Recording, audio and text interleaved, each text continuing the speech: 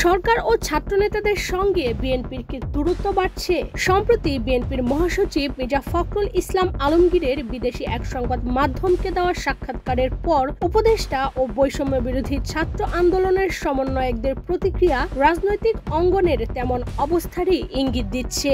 এরপর থেকেই মানুষের মধ্যে এই প্রশ্ন মাথাচাড়া দিয়ে উঠেছে।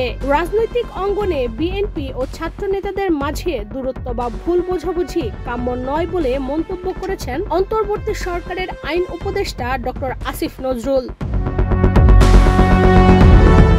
২৬ জানুয়ারি রবিবার নিজের ভেরিফাইড ফেসবুকে এক পোস্টে তিনি লিখেছেন, বিএনপির সাথে ছাত্র নেতাদের বা গণ অভ্যুত্থানের শক্তিগুলোর কোনো দূরত্ব বা ভুল বোঝাবুঝি কাম্য নয়। এটি গণহত্যাকারী আওয়ামী লীগ নেতাকর্মী ও তাদের দোসরদের কতটা উৎসাহিত ও বেপরোয়া করে তুলতে পারে তার কিছুটা প্রমাণ আমরা গত কয়েকদিনে পেয়েছি।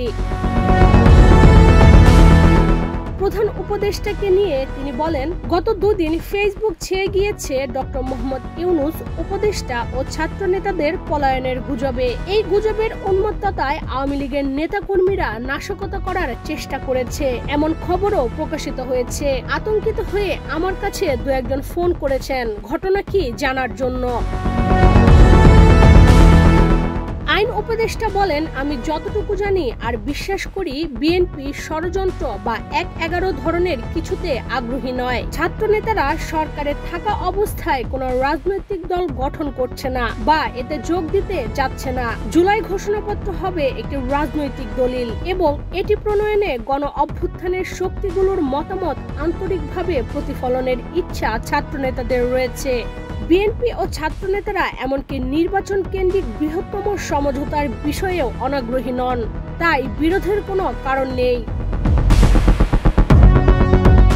ঐক্যের আহ্বান জানিয়ে আসিফ নজরুল বলেন, সবাইকে বরং বুঝতে হবে ঐক্য ছাড়া আমাদের বিকল্প নেই। গণহত্যাকারীদের দল আওয়ামী লীগের হাতে রয়েছে লুটে লক্ষ লক্ষ কোটি টাকা।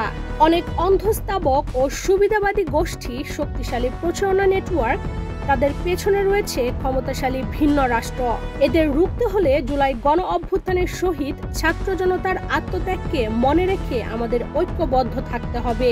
আমাদের মধ্যে ভিন্ন মত থাকবে, কিন্তু তা বাংলাদেশের শত্রুদের জন্য উৎসাহ ব্যঞ্জক হয়ে ওঠার পর্যায়ে যেন না যায়। ইশরাত চৈতি, বাংলাদেশ প্রতিদিন।